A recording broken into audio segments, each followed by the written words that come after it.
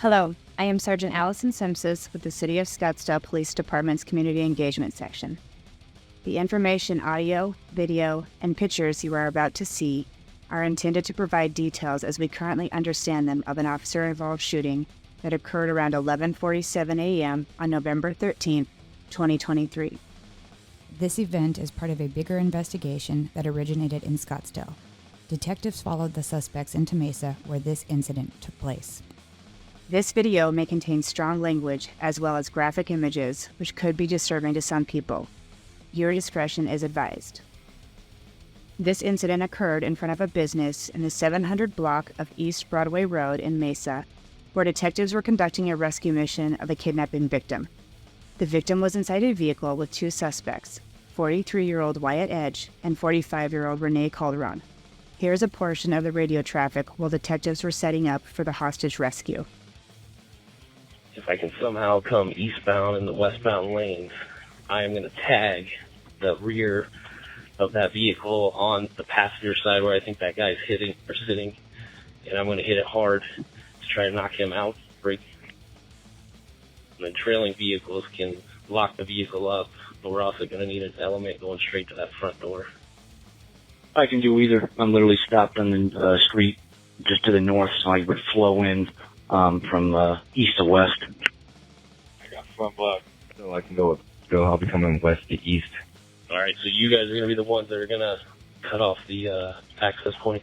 Special Assignments detectives arrived together and planned a tactical maneuver to rescue the victim. Edge parked the vehicle and walked towards the business, leaving the victim and Calderon inside the car. This video footage from the business security camera shows the incident as it unfolded. Before detectives could exit their vehicles, Calderon began firing rounds from a fully automatic rifle from the back seat of his vehicle into the detectives' windshields. Detectives exited their vehicles and continued getting shot at from Calderon, who was wearing body armor and armed with multiple guns. In response, 4 members of the Special Assignments Unit fired their duty weapons, striking Calderon, who was still in the back seat of the vehicle. During the exchange of gunfire, one detective rescued the hostage and took him into a place of safety. At this time, other members of the Special Assignments Unit diverted their attention to the business to locate Edge, while detectives continued to engage with Calderon. The incident can be seen here from the body-worn cameras issued by the department. Body-worn cameras are used by all officers assigned to patrol and several specialty units. Per policy, they are worn in the mid-torso level and capture the view of the line of sight from that perspective. It is important to note that the camera lens is fixed and does not capture everything seen or experienced by the officer. When activated, both audio and video turn on. The body-worn camera has a buffer of video without audio for 30 seconds prior to activation. This feature is designed to capture incidents that happen suddenly where an officer doesn't immediately activate the camera. The Scottsdale Police Department does not currently use an in-car camera. Here is a view of the incident as it unfolded from the detectives' body-worn cameras. Faces are blurred due to detectives being in an undercover capacity. Initiate. Per the rescue plan, Detective 1's vehicle was the first to make contact with the suspect and immediately was shot at, taking fire through the windshield.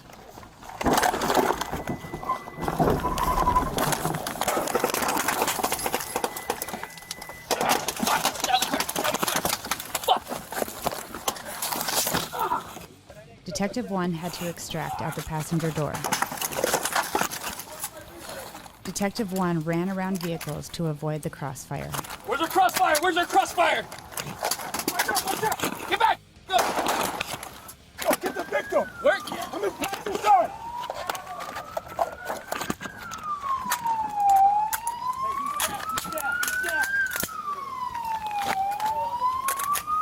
How's our victim? Where's our victim at? The victim, right! Watch our 360! Cover! Where is the Got you victim? covered. Somebody said they had him. Somebody said they have him. Watch that gun's I pointing got right you, at I us. got you. Hey, right here. I don't know if I can. All right, back off. Watch it.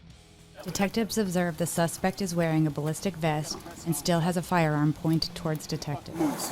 He's getting out of here. You got a vest on. Don't move! Copy, he's moving.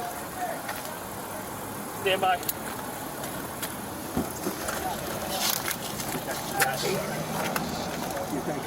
Calderon is still seen moving.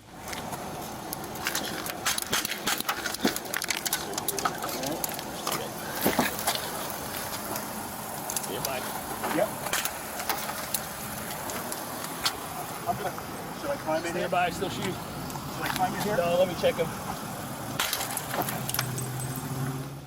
Detective 1 fired additional rounds as Calderon still had a weapon pointed in Detective's direction. In this clip, you can see Detective 1's vehicle being struck by gunfire from the suspect as Detective 1 exits out the passenger door.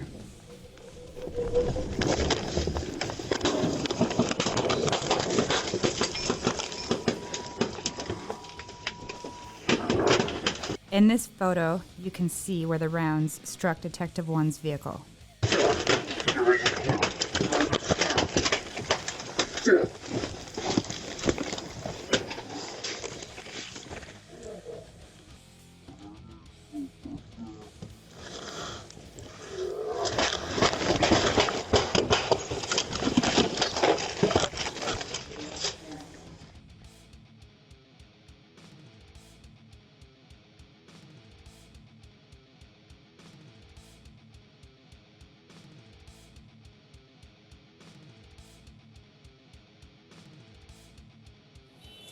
Initiate.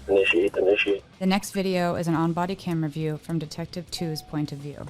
Detective 2 arrived directly after Detective 1 and positioned his vehicle towards the back of Detective 1's vehicle.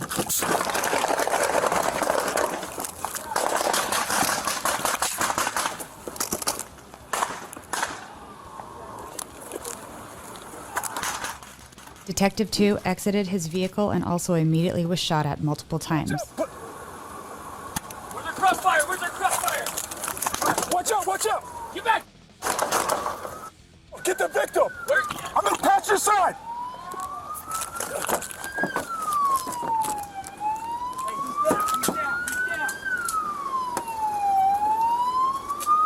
How's our victim? Get him! Where's our victim at? Other detectives diverted and went to the business behind to contain the second suspect, Edge. Cover! At this time, there was still confusion on where the victim was during the incident. I got you. Alright, back Okay. off. Detectives give a command to the suspect, "Don't move," who still has a firearm pointed in Detective's direction. He fucking moves.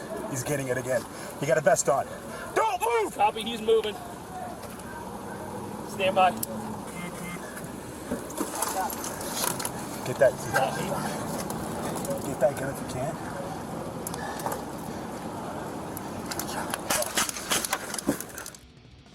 These are rounds that struck Detective 2's vehicle hood as he exited the car.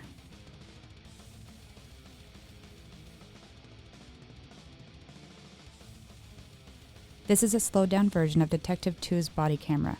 You can see the rounds hitting Detective 1's vehicle and observe Detective 1 exiting his vehicle.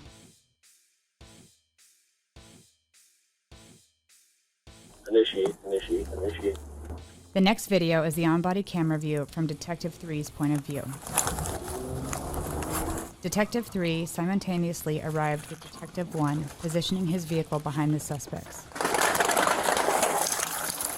Detective 3 exits his vehicle and is immediately met by gunfire from the suspect. Hey, suspect down.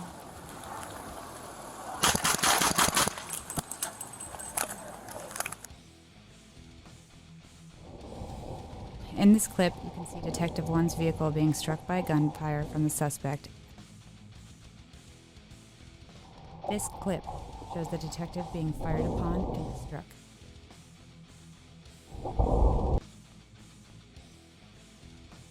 Somebody said they have. Watch that gun's pointing right at us. Hey, my ear's bleeding. I don't know if I took a round or not. Initiate. This is the view from Detective 4's body-worn camera.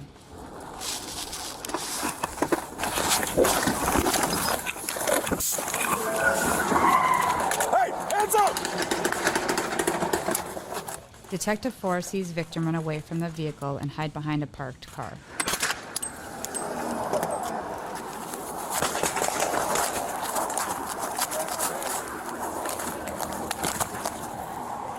I got victim! Detective 4 runs over to the kidnapped hostage. I got the victim! Thank you guys. Thank you so much. Oh my God. Thank you, man. Victim exited the suspect's vehicle and ran to hide.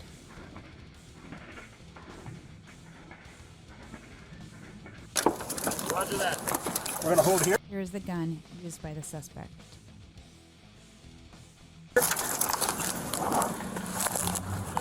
Yep, hold it, hold you got, hold you got.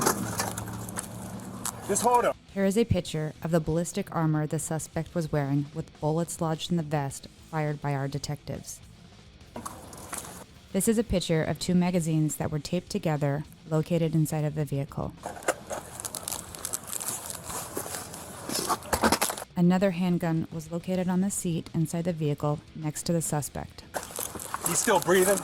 Here is another view of the gun that was used by Calderon. Breathing. Hey, I just took some shrapnel. I'm good. Okay. Just to the ear. Man's still breathing right now. Hey, let's get some medic. Give me a trauma kit real quick. I got mine. Another rifle was located in Calderon's vehicle on the floorboard.